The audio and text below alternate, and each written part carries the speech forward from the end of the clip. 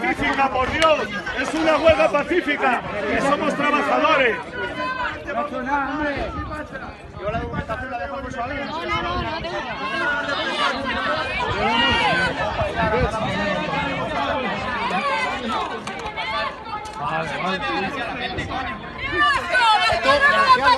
Hijos de puta, una huelga pacífica de trabajadores. ¡Los perros de la patronal!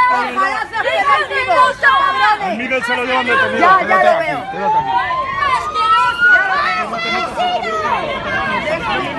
No, déjame. Te quedas ahí.